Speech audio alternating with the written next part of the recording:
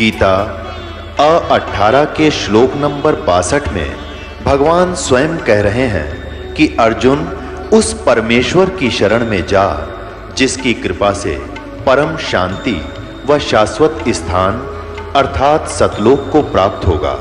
वो परमेश्वर कौन है, कहाँ है, कैसा है, जानने के लिए कृपया अवश्य सुनिए जगत गुरु तत्वदर्शी संत रामपाल जी महाराज के अमृत वचन। कहते हैं ये कर्म भ्रम तुमने यहाँ इनको मिसगाइड करके बुरे जुल्म करवा रहे हो तुम।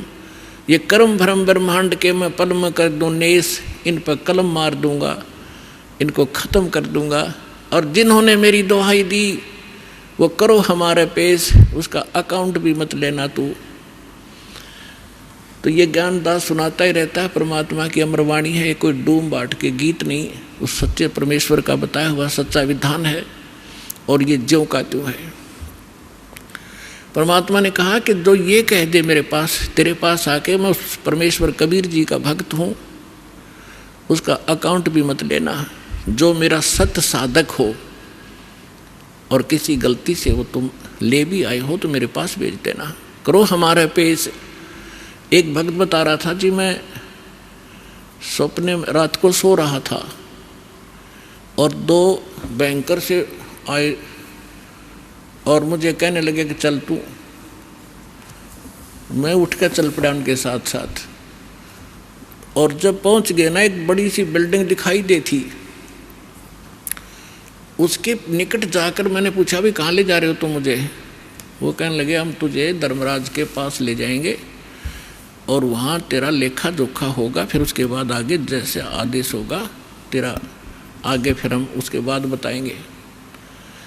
तो कहने लगा तुम यम के दूत हो? हाँ कहाँ यम के दूत हैं।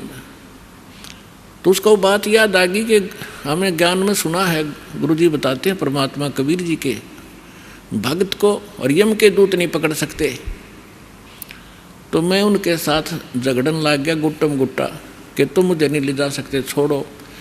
तो काफ़ी देर मेरा उनका झगड़ा हुआ। तो मैंने बताया कि मैं कबीर परमेश्वर की भक्ति करता हूँ, सच्चे सतगुरु की शरण में हूँ, तुम कैसे ले जा सकते हो? और नहीं तो पूछ लो तुम्हारे उस जिसके पास मुझे ले जा रहे हो। तो उन्होंने देखा कि बड़ा दृढ़ता से बोल रहा है। उसने कहा, एक ने कहा कि तू यहाँ खड़ा रहे, मैं पता करके आता हूँ। कहते वो अंदर गया, उसने मुझे आवाज़ सुनाई दे। उसने पूछा कि महाराज ऐसे ऐसे, वो कह रहा है कि मैं कबीर जी का शिष्य हूँ, भक्त हूँ और तो मुझे नहीं ग्रहण कर सकते। धर्मराज से कहा। धर्मराज ने अकाउंट देखा, वो दोबारा खोल कर देखा कि निकम्मे गीत ले आई इसने, इसको वापस छोड़ दो फटाफट, मन भी मरवाओगे तुम।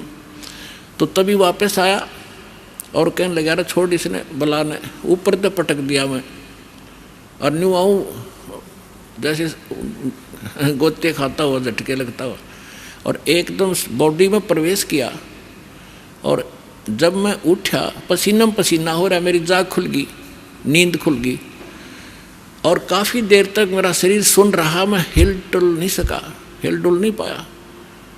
यदि मुझे ऐसी स्थिति मेरे शरीर की ना होती तो मैं सपना मानता इसको।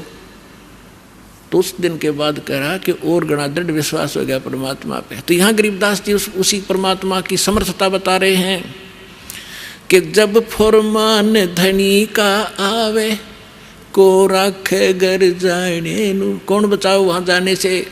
और जा सतगुरु का शरणा लीजे मेटे जम तल बाणे नु, मैं तो दे दी बालम याने नु, मैं तो दे दिए बालम याने। उत्तर दक्षिण पूरब पश्चिम तो फिरता दाने दाने नु। इस समर्थ की शरण में आने से आपको इतनी बरकत देगा यू भगवान, थोड़े काम में घना सुख, घना फायदा होगा। और आप उल्ट साधना करते हो, गलत साधना कर करके, और अपना कर्म बिगाड़ दिए, भक्ति नाश कर ली। जिस साधना से आपको आप कर रहे हो, इससे आपको कोई बेनिफिट होने वाला नहीं है। यहाँ क्या बताते हैं? उत्तर दक्षिण पूरब पश्चिम फिरदा दाने दाने नु, सर्व कला सतगुरु साहेब की हरि आए हरि आणे नू। तुम तो कहते हो कि भगवान हमने मिलता नहीं, और भगवान हरियाणे में आए और मुझे मिले, सतलोक लेकर गए, फिर वापस छोड़ा। और पुण्यात्माओं आगे फिर गरीबदास जी क्या बताते हैं, मत दे दी है बाल में बैरे नू, मैं तो दे दी है बाल में बैरे नू, मैं तो दे दी बैरे नू, मैं तो दे दी है बाल में बैरे नू। संसारी दी गल्ला चिने ना बूझे शब्द जो गहरे नू, संसारी दी गल्ला चिने नहीं बूझे शब्द जो गहरे नू। ये मुर्दों से ती प्रीत लगावे न जाने सतगुरु मेरे नू, मुर्दों से ती प्रीत लगावे न जाने सतगुरु मेरे नू। मैं तो दे दी है बालम बैरे नू, मैं तो दे दी है बालम बैरे नू। श्वेत छतर सिर मुकुट विराजे देखत न उस चेहरे नू, श्वेत छतर सिर मुकुट विराजे देखत न उस चेहरे नू। ऊंची थड़ियां खेती बोवे ये भूल गए निज डेरे नू, ऊंची थड़ियां खेती बोवे ये भूल गए निज डेरे नू। मैं तो दे दी बैरे नू, मैं तो दे दी है बालम बैरे नू, मैं तो दे दी बैरे नू, मैं तो दे दी है बालम बैरे नू। ये संसार समझदा नहीं कहंदा श्याम दोपहरे नू, ये संसार समझदा नहीं कहंदा श्याम दोपहरे नू। गरीब दास ये वक्त जात है रोवोगे इस पैरे नू, गरीब दास ये वक्त जात है रोवोगे इस पैरे नू। मैं तो दे दी है बालम बैरे नू, मत दे दी है बालम बैरे नू। ऊंची थलियां खेती बोए ये भूल गए हैं निज डेरे नू, ऊंची थलियां खेती बोए ये भूल गए निज डेरे नू। गरीब दास ये वक्त जात है रोवोगे इस पैरे नू, गरीब दास ये वक्त जात है रोवोगे इस पैरे नू। मैं तो दे दी बैरे नू, मत दे दी है बालम बैरे। अब इसमें क्या बताना चाहा है परमात्मा के ज्ञान को गरीबदास साहिब जी ने, कि यदि आप किसी मित्र को, बहन भाई को या कोई और निकट के संपर्क वाले को कुछ बताना चाहोगे इस ज्ञान के बारे में, वो कति सुनने को तैयार नहीं, क्योंकि मन है उसके अंदर प्रभावी है भी है मन। और उसी व्यक्ति को कोई ये कह दे कहाँ जाते हो भाई, कि मैं जाता हूँ अमरनाथ पे, और उसको ये कह दे कि केदारनाथ पर जाने से बहुत लाभ होता है, तो पूछेगा कब जाएगा, मुझे भी ले चलना, नो ऑब्जेक्शन। कोई सोमवार का व्रत रखता है तो उसको कोई ये कह दे कि शुक्रवार का व्रत बड़ा बेनिफिट देता है, अच्छा बता कैसे करना होता है तुरंत मान जाएगा। तो यहाँ परमात्मा कहते हैं मैं तो दे दी बालम बैरे नू, और संसारी दी गल्ला चिन्ह, आम आदमी कह दे वो मान ले, और ना बूझे शब्द जो गहरे नू, इस गहरे ज्ञान को नहीं पूछना चाहता ना समझना चाहता। तो क्या बताते हैं, संसारी दी गल्ला चिन्ह नहीं बूझे शब्द जो गहरे नू, ये मुर्दों से ती प्रीत लगावे न जाने सतगुरु मेरे।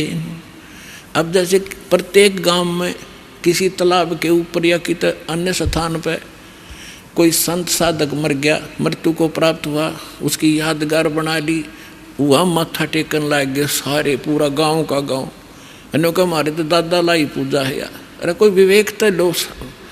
देखो जैसे ठीक है वो संत अच्छे होंगे जो आज तक पूज्य हैं, लेकिन उस समय जो उस जीवित समय में उसके जैसा भी वो संत था, जैसी भी भक्ति साधना थी उसके पास, तो उससे उस समय लाभ तो मिल सकता था जब वो वर्तमान में था। अब तो वैसे उसकी महिमा वैसे ठीक आदर करते रहो, लेकिन मोक्ष कति नहीं, लाभ नहीं मिलेगा। जैसे कोई डॉक्टर है, वैद्य है, और वो बहुत अच्छा वैद्य था और खूब अच्छी दवाई देता था, रोग नाश कर देता था, ठीक है। तो उस समय जो उसके संपर्क में आए तो उनका वो लाभ मिला। उसकी मृत्यु होगी, मृत्यु के बाद उसकी यादगार बना दी, और वहाँ फिर अब कोई जावे उस वैद्य से ये कहने कि वैद्य जी मेरा मलेरिया हो गया, दवाई बताइयो। वह वैद्य की मूर्ति वह दवा काम नहीं कर सकती जो ओरिजिनल जीवित कराया करता था। तो यह भूल मारा ईब तई लाग रही थी, अब मिटेगी। तो क्या कहते हैं, मुर्दों से ती प्रीत लगावे, ना बूझे शब्द जो गहरे नु। मुर्दों से ती प्रीत लगावे, ना जाने सतगुरु मेरे नु। मैं तो दे दी है बालम बेरे नु, मैं तो दे दी है बालम बेरे नु। फिर क्या बताते हैं, श्वेत छतर सिर मुकुट विराजे। निराकार निराकार का ढोल पीट रखा था। कहते हैं उस सफेद अरस कुरुस पर सफेद गुम्मट है, जहाँ सतगुरु, जहाँ परमात्मा का डेरा, वहाँ एक बहुत बड़ा सुंदर महल है परमात्मा का, उस बहुत सुंदर गुम्बज टाइप है, उसके अंदर परमात्मा विराजमान है। सिंहासन के ऊपर सिर पे मुकुट है और ऊपर श्वेत छत्र परमात्मा के तना हुआ है। श्वेत छत्र सिर मुकुट विराजे, देखत ना उस चेहरे नु। श्वेत छत्र सिर मुकुट विराजे, देखत ना उस चेहरे नु। ऊंची थलियां खेती बो ये भूल गए निज डेरे नु। ऊंची थलियां खेती बो ये भूल गए निज डेरे नु। अब क्या बताना चाहते हैं कि परमात्मा साकार है, मनुष्य सदृश्य है, सभी सदग्रंथों से दास ने प्रमाणित कर दिया आपके समक्ष। और जिन महापुरुषों ने भगवान मिले, सचखंड लेकर गए अपने निज स्थान पर, फिर उनको वापस छोड़ा, उन्होंने अपनी अमृतवाणी में एफिडेविट दे रखा है कौन है भगवान, कहाँ रहता है, कैसी सूरत है और क्या नाम है उसका। तो इन सभी प्रमाणों से आपको सिद्ध हो जाएगा कि कौन है भगवान और कैसी लीला करता हो मालिक। तो यहाँ क्या बताते हैं कि आप जी जो साधना कर रहे हो, अन्य देवी देवताओं के पूर्ण परमात्मा की भक्ति ना करके किसी भी ब्रह्म की, पर सरपुरुष की, अक्षर पुरुष की, ब्रह्मा विष्णु महेश की, या दुर्गा या निरंजन की, तो ये तो ऐसी साधना है जैसे कोई किसान ऊंचे स्थान पर, थली पर, पहले वर्षा पर आधारित थे सभी मानव समाज, और उस समय गरीबदास जी ने भी किसान थे। गरीबदास जी जाट ग्रुप में जाट जाति से थे, और अपने वहाँ के साथी जो किसान थे उनको भी समझाना था। इसलिए बता रहे हैं कि जो मैं भक्ति बता रहा हूँ जिस भगवान की, उसकी साधना ना करके आप अन्य जो साधना कर रहे हो ऐसी है जैसे ऊंची थलियों पर, ऊंचे स्थानों पर बीज बो दिया, खेती कर ली, और जब थोड़ी बहुत वर्षा हुई तो वो उस थलियों का पानी एक समतल स्थल पर, डहर बोलते थे उसको, डहर, वहाँ आकर इकट्ठा हो जाता था, और उस स्थान को, डहर के अंदर पानी वर्षा भी और आसपास के ऊंचे क्षेत्र का उसी में आ जाता था। और उसमें जब बोई जाती थी फसल, जैसे ऊंची थलियों पर बोई हुई तो वो होती ही नहीं थी, और डहर में बीजा हुआ 1 एकड़ में मनमाने 50 मन कनक हो जाती थी, और ऊंची थलियों पर 2 मन की भी नहीं होती थी मुश्किल से। तो क्या बताते हैं गरीबदास साहब जी, एक फॉर एग्जाम्पल बता रहे हैं कि तुम ऊंची थलियां खेती बो भूल गए निज डेरे नु। इस परम पिता परमात्मा सतपुरुष कबीर साहब की भक्ति ना करके आप अन्य देवी देवताओं की भक्ति करके ऐसी लाभ उठा रहे हो जैसे ऊंची थली पर खेती करने वाले किसान को कोई लाभ नहीं होता। और जो डहर में बीज बोता है, प्रयत्न दोनों एक जैसा ही करते हैं, तो उस डहर वाली यानी उपजाऊ जमीन में और समतल जमीन में घना लाभ होता है। तो ये समझाना चाहते हैं कि जो साधना हम बताते हैं वो तो डहर समझो। अब फिर बताते हैं, गोता मारूं स्वर्ग में जा बैठूं पाताले, गरीबदास ढूंढता फेरूं अपने हीरे मोती लाल। चारों युग में मेरे संत पुकारे और कूक कहा हम हेल रे, हीरे माणिक मोती बरस ये जग चुगता ढेल रे। अब परमात्मा कबीर जी से प्राप्त ज्ञान को कैसे विश्लेषण कर रहे हैं गरीबदास जी। कबीर साहब बता रहे हैं कि चारों युगों में मैं आया, अच्छी आत्माओं को मिला, उनको तत्व ज्ञान और यथार्थ स्थान से परिचित करवाया, सतभक्ति से परिचित कराया, और ये चारों युग में संत पुकारे और कूक कहा हम हेल रे, हीरे माणिक मोती बरसे ये जग चुगता ढेल रे। हम तत्व ज्ञान और यथार्थ साधना रूपी हीरे मोती लालों को बखेर रहे हैं, और आप जी इस ज्ञान से परिचित न होने के कारण इन लाल और हीरे मोतियों को ग्रहण ना करके कंकर पत्थर, आन उपासना रूपी कंकर पत्थर इकट्ठे कर रहे हो, जो तुम्हें बाद में कोई लाभ नहीं देगी। उसी को यहाँ प्रमाणित कर रहे हैं। श्वेत छतर सिर मुकुट विराजे, देखत ना उस चेहरे नु, ऊंची थलियां खेती बोवे ये भूल गए निज डेरे नु। पर भी लेन जात है दुनिया, हमरा ज्ञान किन्हें ना सुनिया। अब यहाँ एक प्रश्न आया इसके अंदर कि संसारी दी गल्ला चिन्ह ना बुझे सब जुगैरे नु। एक बहन आई, एक बहन ने हमारी दीक्षा ले ली थी। उस बहन की बहन जो है, उसका पति शराब बहुत पीता था, और जिस बहन ने यहाँ दीक्षा ली थी उसका भी ऐसी स्थिति थी। उसके पति ने शराब छोड़ दी थी और नाम ले लिया, और एक बिल्कुल स्वर्ग के तुल्य घर हो रहा था। तो उसकी बहन का वहाँ आना हो गया, जो दीक्षा किसी और से ले रखी थी, किसी दूसरे पंथ से, और साथ में दूसरी साधना भी करती थी अपनी जो परंपरागत प्रचलित। उसका पति शराब पीता था, बहुत पीटता था, कभी गली में भी खड़ी कर देता रात में शराब के नशे में। अब मैं बाहर खड़ी रहती हूँ, कुंडी लगा के भीतर पड़ कर सो जाता, सवेरे उतरे शराब जब खुल कुंडी ने, इतनी दुखी हूँ मैं। तो उस बहन ने कहा कि आप मेरे गुरुजी के पास चलो, वहाँ नाम ले लो और तेरा पति भी शराब छोड़ देगा। तो वह बहन अपनी बहन के साथ हमारे पास आ गई करोथा आश्रम में। जब थोड़ी सी संगत थी, हम ऐसे बाहर बैठे सारा बैठे रहते थे, सारे 10, 20, 50, 100 भक्त आते थे दिन में मुश्किल से 10, 20। तो मैंने पूछा बहन कहाँ से आई? तो उसने बता दिया मेरी सिस्टर है, और इसका पति बहुत शराब पीता है, और रोज़ पीता है, इसने बुरा हाल कर रखा है इसका, और नौकरी करता है, एक चवन्नी घर पर नहीं छोड़ता, सारी पी जाता है, बच्चे भी भूखे रहते हैं कई बार। तो मैंने कहा बहन फिर दीक्षा लेनी पड़ेगी आपने, भगवान फिर धीरे धीरे सद्बुद्धि देता है, परिवार के अंदर भगवान प्रवेश हो जाता है, और ये पितृभूत भी प्रवेश करके वहाँ उत्पात मचाते रहते हैं, फिर वो भाग जाते हैं, सद्बुद्धि आती है। तो मैंने पूछा आप क्या साधना करते हो? उसने बता जी मैं ऐसे ऐसे धन धन सतगुरु अड़ा का नाम ले लिया, गुरु जी का ले रही हूँ 4-5 वर्ष से। तो हमने कहा बहन देखो चलो ठीक है, वहाँ जो तुमने नाम लिया, लेकिन अब यहाँ भक्ति, यहाँ नाम लोगे तो सब पिछली पूजा छोड़नी पड़ेंगी, ना बीड़ी पीनी, ना शराब, ना पीने के लिए सहयोग देना किसी को, और ना कोई व्रत रखना। मैं कहने लगा बहन बीड़ी क्यों पीती है तू? न बोली जी बीड़ी मैं पहले ना पिया करती, नाम लेने के बाद पीने लग गई। मैं कहा कमाल की बात है, दीक्षा लेने पीछे पाछे छोड़ा करें कि बुराई ग्रहण थोड़ी करते हैं।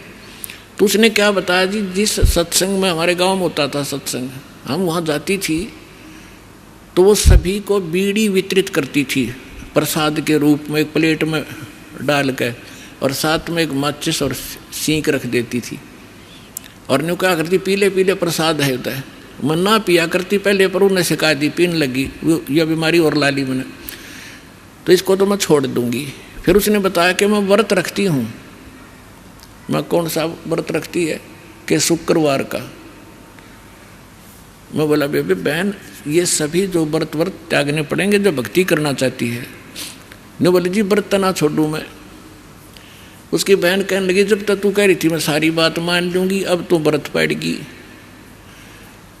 मैंने उसे पूछा बहन इस शुक्रवार का व्रत क्यों रखती है तू, किस लिए?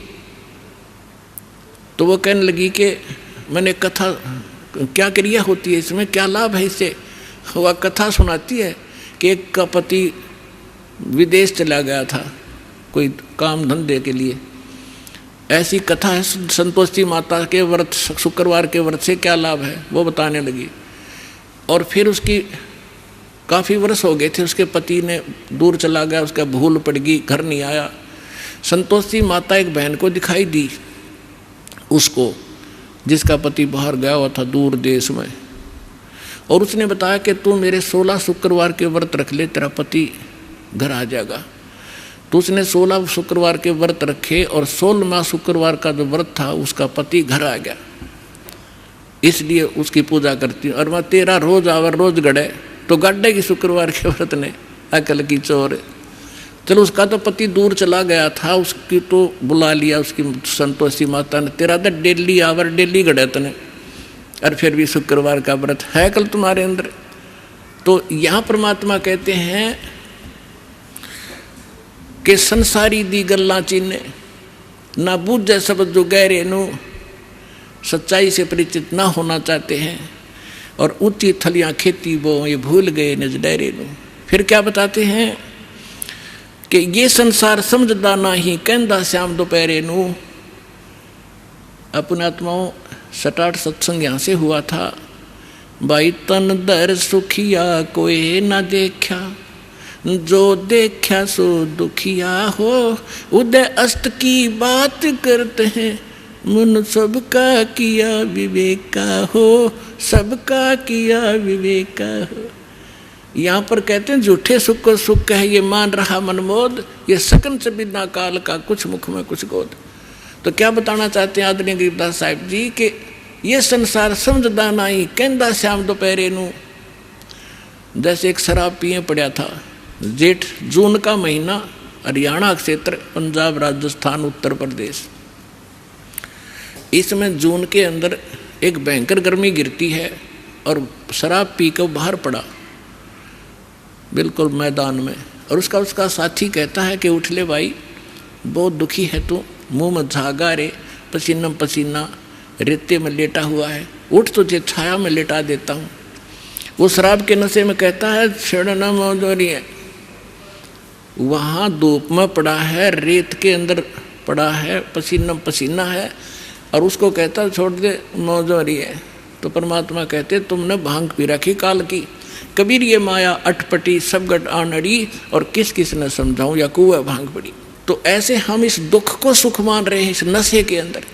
फिर क्या बताते हैं, जैसे एक रिश्तेदार दूसरे रिश्तेदार को, यानी मित्र या रिश्ते रिलेटिव को कोर्ट में मिला, कचहरियों में, और वहाँ मिलते ही हाथ मिलाते हैं और कहते और क्या हाल है, अकमौज हो रही है।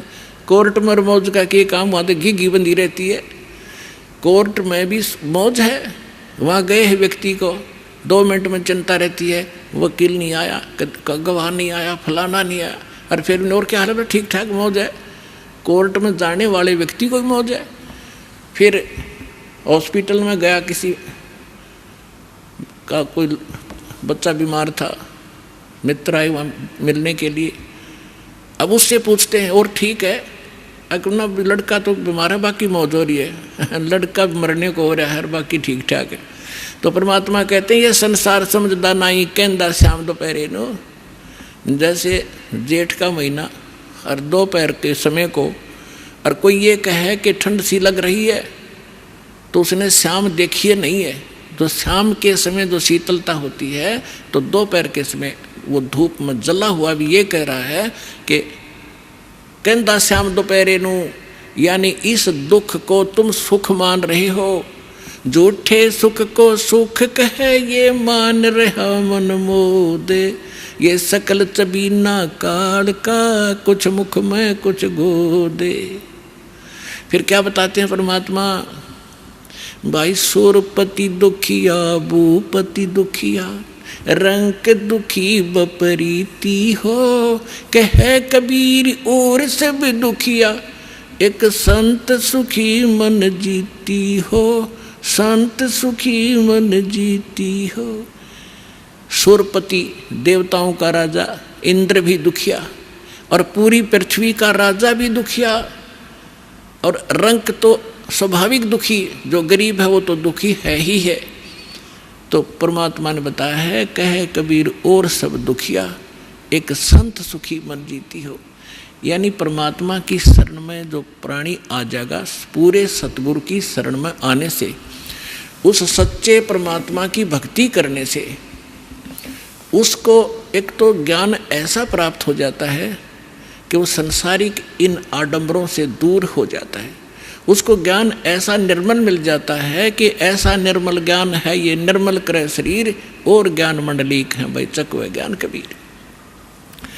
तो उसको ज्ञान ऐसा मिल जाता है कि यहाँ तक पीछा छुड़वाएं पार पड़ेगी, ना कोठी की घनी हो सकता, ना बंगले की, ना ज़्यादा यहाँ अटपट चले नहीं, क्योंकि हमारे परमात्मा सारी ब्रह्मांड के पालक, सबके रचनहार, एक झोंपड़ी में टाइम पास करा करते और हाथ से कपड़ा बुनकर निर्वाह करके दिखाया करते थे, जो सबका पालन करने वाले।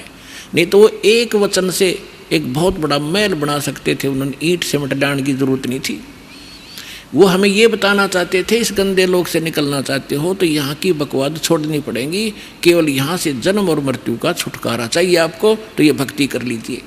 गीता अध्याय नंबर 7 के श्लोक नंबर 29 में कहा है, गीता ज्ञान दाता कहता है कि जो मेरे ज्ञान को आश्रय कर लेता है और तत्वदर्शी संत की जो खोज कर लेता है, और वो व्यक्ति जो केवल जरा और मरण से छूटने का प्रयत्न कर रहे हैं, वो उस तत्व से परिचित हो चुके हैं और सारे दातम ज्ञान से परिचित हैं और वो सब कर्मों से परिचित हैं, वही प्राणी जरा और मरण से छूटने का प्रयत्न करते हैं, इस संसार के किसी सुख की वो कामना नहीं करते। तो यहाँ इस आने से आपको ये ज्ञान हो जाएगा और फिर ये समर्थ है। आपको जिस चीज़ की आवश्यकता होगी, बकवाद नहीं सुनेगा आपकी, आपको आवश्यकता होगी तो आपको तुरंत दे देगा, ला कहते हैं कुछ भी कारण बनाओ। तो इसलिए यहाँ परमात्मा कहते हैं, कहे कबीर और सब दुखिया, एक संत सुखी मन जीती हो। मन जीतना यही होता है कि जैसे हमने यहाँ की ये जो नाचना गाना, इसका तो ज्ञान ही हो गया, बकवाद है बेमतलब की। अब नाच गा रहे हैं, ढोल पीट रहे हैं, डीजे बजा रहे हैं, अगले दिन दूल्हे की मृत्यु हो जाती है, टक्कर मार कर रो रहे हैं, बजा ले डीजे। तो यहाँ संत कहते हैं, ना जाने, नानक साहब जी कहते हैं, ना जाने काल की कर डारे, किस विध ढल जा पासावे, अर्जिना के सरते मौत खुड़क दी उनानु केड़ा हंसावे। जिनको मौत दिखाई देती है, जिनको जाना है यहाँ से, पता है कि ना जाने कब बिजली गिर जाएगी, तो वो ये बकवाद नहीं कराया करते। अब कोई भयंकर रोगी है और उसको पता है कि कैंसर हो गई है और कुछ दिनों का मेहमान है, उसको वो सुनियो डीजे और करके दिखाओ बकवाद, उसको तो उंगलियां पर दिन गिनने पड़ते हैं कब मौत होगी, कितने दिन का जीवन है। तो हम सबको कैंसर है। परमात्मा कहते हैं कि जग सारा रोगी आरे, जिन सतगुरु वैद न जाना, जग सारा रोगी आरे। जन्म मरण का रोग लगाया, तृष्णा बढ़ी खांसी, और आवागमन की डोर गले में पड़ी काल की फांसी। तो हमने ये काल की फांसी दिखाई देनी चाहिए, और यहाँ से जब निकलने की जब श्रद्धा बनाएंगे तो हमारा मन जीता जाएगा, तब मन जीता जाएगा। इस ज्ञान से हम उल्टे हटेंगे और फिर परमात्मा साथ रहेगा। कहते हैं कल्पे कारण कौन है, कर सेवा निकाम, सेवा माने पूजा, और मन इच्छा फल दूंगा जब पड़े मेरे ते काम। तो इस प्रकार सत्साधना करने से आपका भी मोक्ष, आपके बच्चों का भी मोक्ष और कबीर साहब ने ये वो समय वो है जो वचन पहले कहा था कि भक्ति बीज होगा जो हंसा और तारों तास के इकोत्र वंशा। अब हजारों वर्षों तक ये सत्साधना चलेगी, पूरे विश्व में ये ज्ञान फैलेगा, या कोई सुखी नहीं है, चाहे कितना बड़ा अपने आप को प्रधानमंत्री मान रहा है, चाहे कितना वैभवशाली समझता है, उसने सपने में सुख नहीं है आज के युग में। तो इस ज्ञान से, इस भक्ति से आपकी आवश्यकता भी पूरी होगी और मन भाग जाएगा, आत्मा दृढ़ होगी, आपका मोक्ष होगा, सतलोक चले जाओगे, सदा सुखी हो जाओगे और रहना मर्यादा के अंदर।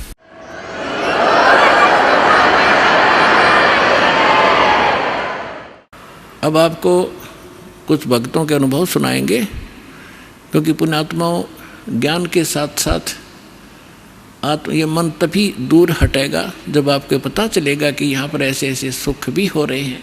ज्ञान तो आपको पता लग गया अद्वितीय है और समाधान भी अद्वितीय है, ये सत्कर मान लेना। जैसे ही दास देखता है, सुनता है, भक्त आते हैं कि मैं 40 वर्ष से राधा स्वामी पंथ से जुड़ा हुआ था, कोई कहता 20 वर्ष से मैं धन धन सतगुरु पंथ से था, कोई आसाराम जी से जुड़े थे, और आज बताते हैं कि हमारा सर्वनाश हो गया, पहले हमारी खूब मौज थी, गाड़ी भी थी, बिजनेस भी ठीक चला था, और आज रोड पर आ गए। तो वही तो साधना पहले करते थे जब आपका मौज माचरी थी, और वही साधना करते करते सर्वनाश हो गया, तो भाड़ में जाए सी भक्ति। तो कारण क्या था? अब उनको ज्ञान होगा, यहाँ आने से, सत्संग सुनने से पता चला कि वो तो उनका संस्कार था। जब तक आपके पुण्य चलेंगे, वह बैटरी चार्ज है और आगे चार्जर है नहीं इन्वर्टर का, तो जब तक वो पूर्व चार्ज बैटरी है उससे सारे काम होते दिखेंगे, पंखा भी चल रहा होगा और बल्ब भी जल रहा होगा। और जब वो एकदम डिस्चार्ज होएगी, डाउन होगी बैटरी, सारी सुविधा बंद हो जाएंगी आपकी, क्योंकि आगे चार्जर नहीं। तो सत भक्ति रूपी चार्जर इस आत्मा का फेर लाना पड़ेगा। ये पूर्व जन्म के पुण्य जिसके जैसे भी चल रहे हैं वो तब तक चलेंगे, और जब पापों का दौर शुरू होगा, जब कैर पे कैर टूटेंगे, और वह साधना फिर कति आपको सहारा नहीं देगी, क्योंकि वो पहले भी साधना लाभदायक नहीं थी, क्योंकि आपको ज्ञान नहीं था, जिस कारण से उन नकली संतों के अटबट के वचन सुन के और आप उनके पीछे लगे। उनके विषय में बताया कि चातुर प्राणी चोर हैं, ये मूड मुगत हैं ठोट, और संतों के निकाम के उनको दो गलजोट। फिर परमात्मा कहते हैं बेखों के लश्कर फिरे, इन पंथों के लश्कर यानी टोड़ के टोड़ बने फिरे हैं, ये बाणी चोर कठोर और सतुर धाम ना पहुँचेंगे ये 84 के ढोर। परमात्मा कबीर जी की वाणी आप किसी भी संत पंथ से देखिएगा, कबीर जी की वाणी के बिना उनका सत्संग पूरा नहीं होता, और उन्हें कख नहीं पता कबीर जी बोल क्या रहे हैं, वो कहना क्या चाहते हैं। कहते हैं बेखों के लश्कर फिरे ये बाणी चोर कठोर, और सतलोक नहीं जाएंगे ये 84 के ढोर। तो पुण्यात्माओं, आपका सौभाग्य, आपको ज्ञान मिला और समाधान मिला, आपका कल्याण और आपके बच्चों का कल्याण निश्चित होगा। ये लिख लेना बेशक कि डायरी के अंदर जो दास वचन बोल रहा है, आपका बेड़ा पार होगा। जो लगे रहे, नियमित रहे। जी ने इन भक्तों के आत्मकथा सुनी। एक तो ज्ञान होता है, ज्ञान तो अद्वितीय है ही है परमात्मा का, और ऐसे ऐसे हजारों की संख्या में, लाखों की संख्या में भक्त हैं। यदि वो अपनी आत्मकथा बताने लगेंगे, पूरा पूरा दिन भी थोड़ा पड़ जाएगा। इस दास ने जब से ये ज्ञान प्राप्त हुआ और परमेश्वर स्वरूप हमारे गुरुदेव ने जब आशीर्वाद दिया दास को कि आप दीक्षा दिया करो, दास तो ये उद्देश्य लेकर भी नहीं भक्ति कर रहा था कि एक दिन इतनी जिम्मेवारी का काम दास को प्राप्त होगा। तो उन्होंने कहा था कि इस विश्व में तेरे समान संत नहीं होगा।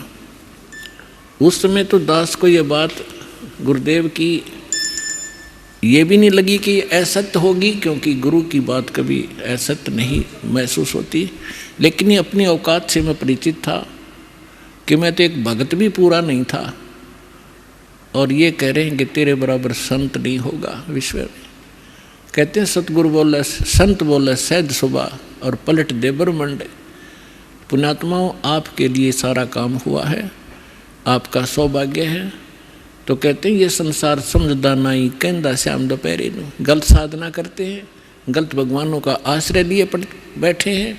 कहते हैं इसी को सुख मान रहे हो, और मानव शरीर प्राप्त करके यदि ये सत भक्ति और ये सत साधना आपने नहीं की तो गरीबदास ये वक्त जाते रोगे इस पैरे नू। ये मनुष्य जीवन एक बार हाथ से छूट गया, ना जाने कितना भयंकर कहर आप पर टूट जाएगा। तो सौभाग्य आपका, आपको स्थान मिला, ये सच्चा नाम मिला और सच्चा ज्ञान मिला। भक्ति करो, औरों को भी समझाओ जो आपके संपर्क में आता है, पर प्यार से, क्योंकि प्रथम बार आपने भी ऐसा ऊट पटांग लगा होगा। जैसे कबीर साहब से गोरखनाथ जी से कबीर साहब ने कहा था कि गोरखनाथ में सबका गुरुआ, सबका गुरु हूँ मैं, सतगुरु हूँ, जगत गुरु हूँ। गोरखनाथ में सबका गुरुआ। तो गोरखनाथ जी ने कहा था कि तुम्हारा वचन मोह लग गए कड़ुआ, कि तू कैसे अपने आप को सबका गुरु बताता है। जगत गुरु कह रहा है कि धानक और जुलाहा। तो कबीर साहब ने कहा था कड़ुआ लगे सो मीठा होई, हमारी बात पति जैसोई। आज तुझे कड़ुआ लग रहा गोरखनाथ, अगर विश्वास करेगा तो ये मीठा हो जाएगा। तो पुण्यात्माओं, इसी प्रकार हमें भी पहले एक बार कड़ुआ लग गया था, लेकिन आज ये स्वादिष्ट हो गया, क्योंकि ज्ञान ही यही है। तो इसलिए आप अपना भी कल्याण कराओ और पूरे विश्व के अंदर इसका तहलका मचाओ।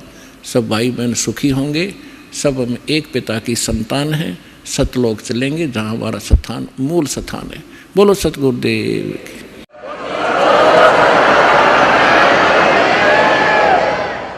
परम पिता परमात्मा पूर्ण ब्रह्म सर्वश्रेष्ठी रचनहार कुल मालिक कबीर परमेश्वर जी, ये हमारे सभी आत्माओं के जनक हैं, हमारे पिता हैं। ये परमात्मा अपनी जानकारी, अपने विषय में ज्ञान, जिसे अध्यात्म ज्ञान कहते हैं, वो स्वयं ही ज्ञान कराने के लिए आते हैं, बताने के लिए आते हैं। श्रीमद् भगवत गीता अध्याय नंबर 10 के श्लोक नंबर 2 में गीता ज्ञान दाता कहता है कि मेरी उत्पत्ति को न तो ये ऋषिगण जानते हैं और न ही देवता लोग, क्योंकि मैं इन सब का आदि कारण हूँ। मैं इनका उत्पत्ति करता हूँ, क्योंकि श्री ब्रह्मा रजगुण, श्री विष्णु सतगुण, श्री शिव तमगुण के पूज्य पिताजी ये ज्योत स्वरूपी निरंजन सरपुरुष अर्थात ये काल भगवान है, जिसने गीता जी का ज्ञान अपने पुत्र श्री विष्णु अर्थात श्री कृष्ण जी में प्रवेश करके बोला। पुण्यात्माओं, जिन्हें हम परमात्मा कहा करते थे, supreme power, overall controller, Shri Krishna ji से अतिरिक्त कोई भगवान नहीं, श्री कृष्ण जी पूर्ण परमात्मा हैं, ऐसा सुना करते थे इन तत्वज्ञानहीन नकली ऋषि में ऋषि मंडलेश्वरों से। उन श्री कृष्ण श्री विष्णु अर्थात श्री विष्णु ब्रह्मा विष्णु महेश जी को स्वयं पता नहीं उनके पिताजी कौन हैं, और वो ज्ञान किसने दिया? जिसने इनके पिता की भी उत्पत्ति की। वो कौन है? वो परम अक्षर ब्रह्म है, और वही परम अक्षर ब्रह्म संत भाषा में सत्पुरुष कहलाते हैं। सत्पुरुष कहो, सत्य पुरुष कहो। वो कौन है? परम अक्षर ब्रह्म कहो, सत्य पुरुष कहो, ये तो उनकी उपाधि है। जैसे प्रधानमंत्री कहो, दूसरे भाषा में प्राइम मिनिस्टर कहो, ये उपाधि है और उस उपाधि प्राप्त का नाम कुछ अन्य ही होता है।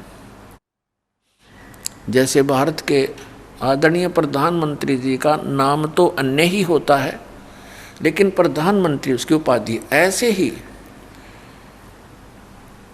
परम अक्षर ब्रह्म, सत्य पुरुष, अकाल मूर्त, सबद स्वरूपी राम, ये उस कबीर परमात्मा की उपाधि है। उसका नाम कबीर देव है। और पवित्र कुरान शरीफ में अल्लाहु अकबर, पवित्र वेदों में कबीर देव। तो इस प्रकार वो परमात्मा कबीर देव है।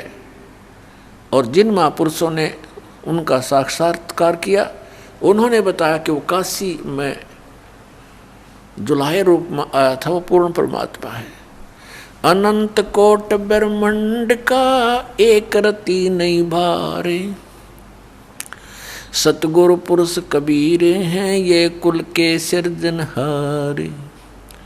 ना सतगुरु जननी जने उनके माने बापे, पिंड ब्रह्मांड से रहित हैं जाना तीनों तापे। हम सुल्तानी नानक तारे दादू को उपदेश दिया, जात जुलाहा भेद न पाया वो काशी माहे कबीर हुआ। अब ये भी स्पष्ट कर दिया कि जो जुलाहा जाति में प्रकट हुए थे, वही परमात्मा अनंत कोट ब्रह्मांड के स्वामी कबीर जी हैं। तो अखिल ब्रह्मांड का नायक, अखिल ब्रह्मांड का स्वामी कबीर साहब हैं, जो बनारस के अंदर, काशी शहर के अंदर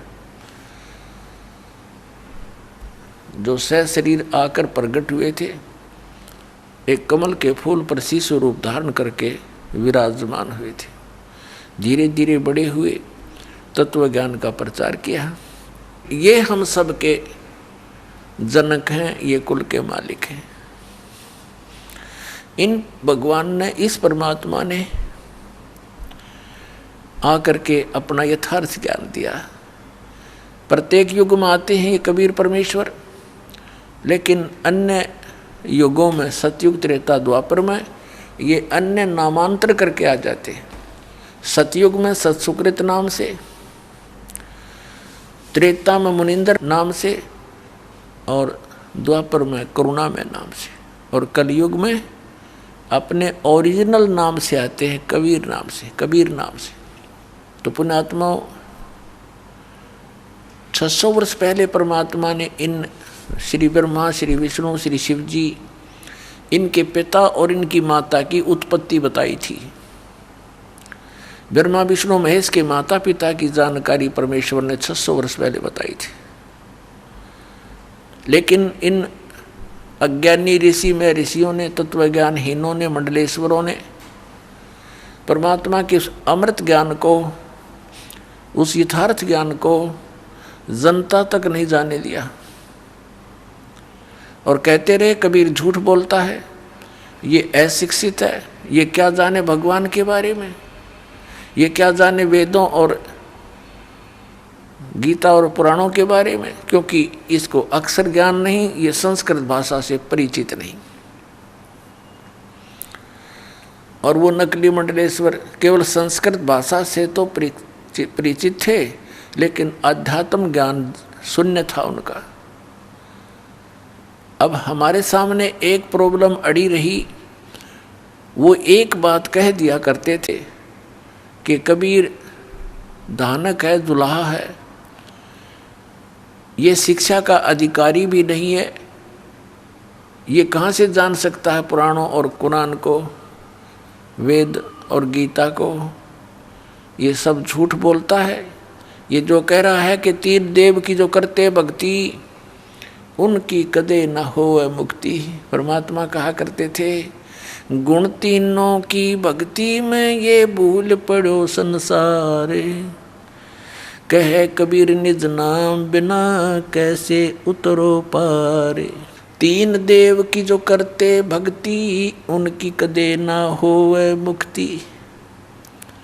600 साल पहले परमात्मा कहा करते, इन तीन देवताओं की, श्री रजगुण ब्रह्मा, सतगुण विष्णु, तमगुण शिव जी की जो भक्ति करते हैं, इनका कभी मोक्ष नहीं हो सकता। इस बात से अक्षुब्ध होकर के हिंदू धर्म के गुरुओं ने उस परमेश्वर का घोर विरोध किया और करवाया, जनता को बरगला कर कि कबीर झूठा है, ये झूठ बोलता है, इनके कोई माता पिता नहीं, ये अजरो अमर हैं, सर्वेश्वर हैं, महेश्वर हैं, मृत्युंजय कालज्य, ये सर्वशक्तिमान है, अखिल ब्रह्मांड के नायक। कौन? श्री विष्णु जी। कोई शंकर जी को अखिल ब्रह्मांड का नायक बताता, जो उसका पुजारी है। तो पुण्यात्माओं, उस समय इन नकलियों की दाल गल गई कि सचमुच कबीर जी शिक्षित नहीं हैं, संस्कृत भाषा नहीं जानते हैं, इसलिए जो हमारे गुरु लोग कह रहे हैं वही ज्ञान सच्चा है। तो उस समय इनकी दाल गल गई और परम पूज्य परमेश्वर कबीर जी अपनी प्यारी आत्मा धर्मदास जी को सचखंड लेकर गए, सतलोक लेकर गए, उस तीसरे मुक्ति धाम में जहाँ यह स्वयं विराजमान है, परमात्मा तख्त के ऊपर है, और सब ब्रह्मांडों की सतिथि से परिचित करवाया, ब्रह्मा विष्णु महेश से परिचित करवाया, उनसे वार्ता करवाई। उन्होंने स्वयं बताया कि हम तो नासवान हैं, हमारी जन्म मृत्यु होती है, कोई परमात्मा तो कोई और है जिसके विषय में हम भी अनभिज्ञ हैं।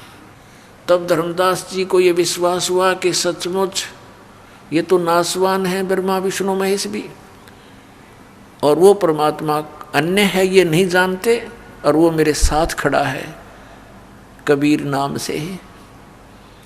तब परमात्मा से धर्मदास जी ने प्रश्न किया कि हे भगवान, अब तो हमें पता चल गया कि श्री ब्रह्मा जी, श्री विष्णु जी, श्री शिव जी इतना नासवान है, इनकी स्वयं जन्म मृत्यु होती है, तो इनकी उपासना करने से जीव कैसे मोक्ष प्राप्त कर सकता है, और ब्रह्म तक की स्थिति नासवान है। हे परमात्मा, इससे ये सिद्ध हुआ कि ये वेद और कतेब, कुरान पुराण और बाइबल, वेद और गीता, इसकी से सिद्ध हो गया कि ये सब झूठे हैं। तब परमेश्वर ने कहा था, वेद कतेब झूठे नहीं भाई, झूठे हैं जो समझे नहीं। ये शास्त्र झूठे नहीं है, झूठे तो वो हैं जिन्होंने समझा नहीं, इनकी समझ में नहीं आया, ये पढ़ते रहे, रट्टा लगाते रहे, घोट लेते संस्कृत को, और अशिक्षित व्यक्तियों के बीच में बैठ के दो विद्वान शास्त्रार्थ किया करते थे। और जिसने संस्कृत ज़्यादा बोल दी, श्रोताओं के हाथ में डिसीजन होता था, जो कुछ भी नहीं समझ रहे थे वो बोल क्या रहे। एक समय कोई सुप्रसिद्ध विद्वान किसी नगर में कथा कर रहा था, प्रवचन किया करता था, आसपास के क्षेत्र में सुप्रसिद्ध था, और ये कहा करते थे कि ऐसा विद्वान वेदों और गीता का, पुराणों का देखा ना सुना, उसकी दंत कथा इतनी होगी। एक अशिक्षित यात्री जा रहा था अपने किसी गंतव्य प्लेस स्थान की तरफ किसी काम से, रास्ते में देखा कि सत्संग चल रहा है, कथा हो रही है, महात्मा कोई कथा कर रहा है। उसके बारे में पूछा तो बताया कि बड़े प्रसिद्ध, बड़े पहुँचे हुए महापुरुष हैं, बड़े विद्वान हैं गीता वेदों और पुराणों के। उसने सोचा ले 10-20 मिनट, आधा घंटा सुन लेता हूँ, फिर सफ़र कर लूँगा। वो बैठ गया सुनने के लिए। अब जब तक वो वहाँ बैठा रहा तब तक वो केवल संस्कृत ही बोलता रहा। अब उस श्रद्धालु ने सोचा कि आध घंटा हो गया, मैंने आगे सफ़र भी करना है, चलता हूँ, बहुत सत्संग सुन लिया। वो जा रहा था, रास्ते में कोई ग्वाला था, उसने पूछा कि कहाँ से आए हो यात्री, कहाँ जा रहे हो। उस यात्री ने बताया कि मैं ऐसे ऐसे इस गाँव को जा रहा हूँ और इधर से आया हूँ। तो उस ग्वाले ने कहा कि रास्ते यहाँ इस नगर में एक महात्मा आए हुए हैं, वो सत्संग सुना आपने? तो उसने कहा जी सुन के आया हूँ मैं सत्संग। कैसा लगा? कि क्या बात कही, बस कमाल कर दिया। तो उसने कहा, उस पाली ने, ग्वाले ने कहा कि कुछ मुझे भी सुना दो, मुझे तो सौभाग्य प्राप्त हुआ नहीं वहाँ जाने का, क्योंकि मैं पशुओं को लिए हुए हूँ। मुझे भी 2 वचन सुना दे जो तू सुन कर आया है। तो वो क्या कहता है यात्री कि ये तो मुझे मालूम नहीं उसने क्या बोला, वो संस्कृत बोल रहा था पर कर दिया कमाल। आइए अब हम उन श्रद्धालुओं के अनुभव जानते हैं जो जगत गुरु तत्वदर्शी संत रामपाल जी महाराज जी से दीक्षा प्राप्त कर चुके हैं तथा उनके द्वारा बताए गए भक्ति मार्ग पर चल रहे हैं। नमस्कार जी। सत साहब सर जी। जी आपका क्या नाम है? जी लता।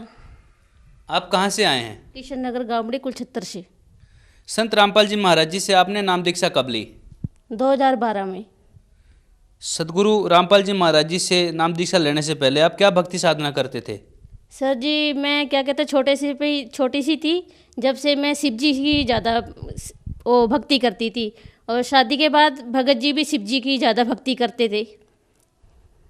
आपने बताया कि आप बचपन से ही भगवान शिव की भक्ति करते आए हैं, तो ये भक्ति साधना करने से आपको क्या लाभ प्राप्त हुए? भगत जी लाभ तो अब संत रामपाल जी महाराज के चरणों में आए जब पता लगा है। पहले तो कोई पता नहीं था क्या लाभ होता है, क्या कुछ होता है, ऐसा कुछ नहीं पता था भगत जी हमें सर जी। और क्या कहते हैं, अब संत रामपाल जी महाराज के चरणों में आए हैं जब लाभ का पता लगा है, भी ये लाभ मिलते हैं परमात्मा के चरणों में आने से। संत रामपाल जी महाराज जी से नाम दीक्षा लेने के बाद आपको क्या लाभ प्राप्त हुए? सर जी पहले तो लाभ मेरे को ये मिला कि मैं भी बहुत दुखी रहती थी अपने शरीर से, यानी शादी के बाद मेरी इतनी स्थिति खराब हो गई थी, मैं बहुत ज़्यादा, मेरे पेट में दर्द रहता था बहुत ज़्यादा। शादी से 2 दिन पहले आई थी मैं ब्याह के अपने ससुराल में, तो मेरे सास ससुर मेरे को हॉस्पिटल ले गए, तो मेरे पेट में दर्द था बहुत ज़्यादा, मेरे पेट का दर्द नहीं बंद होता था भगत जी। फिर उसके बाद क्या कहते हैं, फिर पापा ने मेरा अल्ट्रासाउंड कराया, तो उनने डॉक्टर ने बोल दिया भी इसके ना पेट में पथरी है गुर्दे में। फिर उसके बाद क्या कहते हैं, फिर मेरा ऑपरेशन कराया, बहुत ज़्यादा दर्द होने लग गया मेरे पेट में, मैं बहुत परेशान हो गई। डॉक्टर से दोनों टाइम टीके लगवा के लाते थे मेरे को भी, इसे कैसे भी आराम पड़े, पर मेरे को कोई भी लाभ नहीं मिला, मेरा इतना दर्द होता था बहुत ज़्यादा। फिर आखिर में फिर मेरे पापा ने कहा, मेरे ससुर ने, भाई इस बहू का ना फिर ऑपरेशन कराना पड़ेगा, ये बहुत ज़्यादा परेशान रहने लगी। 8-10 दिन हो गए भगत जी मेरे को दर्द होते हुए। उसके बाद फिर क्या कहते हैं, मेरा ऑपरेशन करवा दिया। फिर 2 साल बाद क्या कहते हैं, फिर मैम क्या कहते हैं, बंदी छोड़ के चरणों में गए। एक भगत जी हमारे वहाँ पर पतिदेव को एक किताब दी थी पढ़ने के लिए, गीता का ज्ञान, तो हमारे पतिदेव ने मेरे ने वो पढ़ी। पहले तो हमने कोई गुरु नहीं बना रखा था मैंने, भगत जी मेरे पतिदेव ने गुरु बना रखे थे, लेकिन मैंने कोई गुरु नहीं बनाया। मैंने बनाए तो सिर्फ संत रामपाल जी महाराज जी गुरु बनाए हैं, और यानी इससे अलावा धरती पे मैंने कभी कोई गुरु नहीं बनाया। एक बार ना एक और लाभ बताना चाहती हूँ सर जी मैं, जैसे ना टीवी पे, यानी मेरे शादी से पहले टीवी पे ना 12 बजे करीब ना इस गुरु जी का सत्संग आता था संत रामपाल जी महाराज का। मैं अपने मन में ये सोच रही थी भी ये संत कैसा है, ना इसके ना दाढ़ी है ना मूंछ है, ये कैसा संत है, कैसा सत्संग करता है, समझ में नहीं आती थी। उसके बाद में फिर मेरे मन में ऐसी प्रेरणा उठी, तो उसके बाद मैंने सोचा ये तो कोई ना कोई ऐसा संत है, ये इसके चरणों में तो जाना ही चाहिए। पहली बार हम आश्रम में गए तो वहाँ पर सारे लाभ बताए हमें भी, ऐसे से क्या कहते हैं नियम बताए। उसके बाद में फिर हमने नामदान लिया। शादी के बाद में फिर मेरे पति देव थे, 12 साल तक हरिद्वार जाते थे, हर साल जाते थे कावड़ लेने के लिए, 12 साल तक गए थे। इतनी भक्ति करते थे भोलेनाथ की बहुत ज़्यादा, 1-1 घंटा हम दोनों पति पत्नी सारे देवी देवताओं की व्रत भी करते थे, मंगलवार का भी रखते थे, शुक्रवार का भी रखते थे। इसलिए रहते थे भाई क्या कहते हैं हमें भाई सुख मिले, लेकिन सर जी हमें कोई सुख नहीं मिला। जब से संत रामपाल जी महाराज के चरणों में आए तब हमें पता लगा है भाई क्या सुख है, भाई परमात्मा की दया इतनी है बंदी छोड़ की। तो छोटा सा लड़का मेरा, यानी जब से वो पैदा हुआ था, जब से मैं उसका इलाज करवा रही थी, डॉक्टरों ने कई इतना रोग हो गया था, उसके पीलिया हो गया था, पता नहीं क्या क्या रोग हो गया था उस बच्चे के शरीर में। आखिर में डॉक्टर ने जवाब दे दिया, नुका ये बच्चा अब ख़त्म है, ये नहीं बच सकता। मैं हॉस्पिटल से बाहर निकली, मैं कहने लगी मगर भगत जी अब अपने बच्चा तो डॉक्टर जवाब दे रहे हैं, वे कह रहे हैं ये बचेगा नहीं, फिर मैं मगर भगत जी अब क्या करेंगे। तो मेरे पतिदेव बोले नुका तू रो मत, अपना बच्चा ठीक हो जाएगा।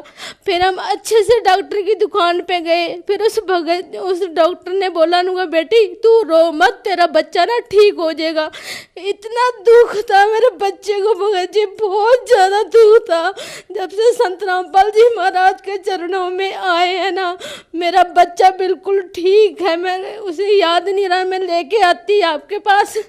उसके बाथरूम में ना वो हो गई थी, पीप हो गई थी भगत जी, पीलिया हो गया था, पता नहीं क्या क्या रोग हो गया था। इतना दुख था, पर परमात्मा के चरणों में आके मेरा बच्चा ठीक है। अब मैं भी ठीक हूँ और मेरा बच्चा भी ठीक है। मेरे ना कान में क्या कहते हैं सुराख हो गई थी, तो डॉक्टर ने यानी नाम लेने से बाद में मेरे कान में सुराख हुई थी पर्दे में, तो डॉक्टर ने ना मेरा ऑपरेशन बोल दिया था। नुका इसके पर्दे पड़ेगा कान में नवा, नुका इसका ऑपरेशन होएगा।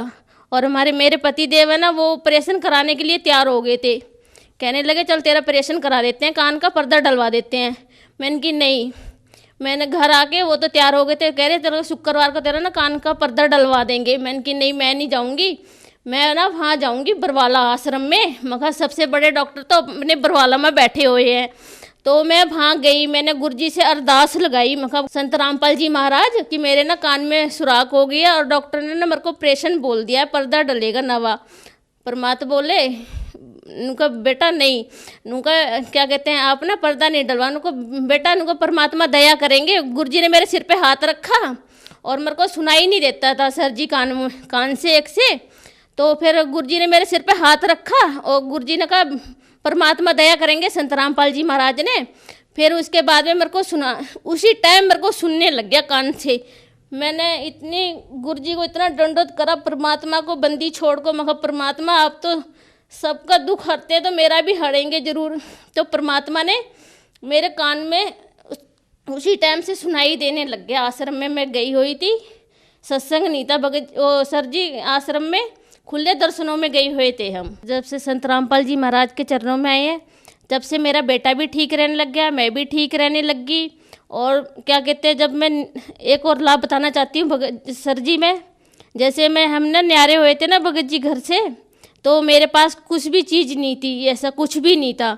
परमात्मा के चरणों में जब से लगे बंदी छोड़ के, परमात्मा ने इतनी दया कर रखी है, मालिक ने बंदी छोड़ने सारी चीज़ है इस टाइम पे मेरे पास, सारी चीज़ मोटरसाइकिल, छोटे छोटे लाभ क्या सुनाऊं भगत जी, बहुत ज़्यादा है सर जी मेरे हमारे पास, बहुत ज़्यादा बंदी छोड़ की दया से। जो श्रद्धालु आपको देख रहे हैं, आप उन्हें क्या संदेश देना चाहेंगे? मैं संदेश तो क्या दूंगी, और मेरे तो हाथ जोड़ के ये विनती है सर जी, भी जैसे मेरे को लाभ मिले हैं ऐसे सबको लाभ मिलेंगे। संत रामपाल जी महाराज के चरणों में आए और अपना कल्याण कराएं। संत रामपाल जी महाराज जी से कैसे नाम दीक्षा ले सकते हैं? चैनल पे सत्संग आता है संत रामपाल जी महाराज का, उसके नीचे नीचे पट्टी चलती है, उस पर नंबर चलते हैं, उस नंबर से फ़ोन करें और संत रामपाल जी महाराज का सत्संग सुने और नाम दीक्षा ले। और हर जगह गुरुजी के संत रामपाल जी महाराज के जगह जगह नामदान सेंटर खुले हुए हैं, वहाँ जाके नाम दीक्षा ले और अपना कल्याण कराएं। बहुत बहुत धन्यवाद जी। साहेब भगत जी।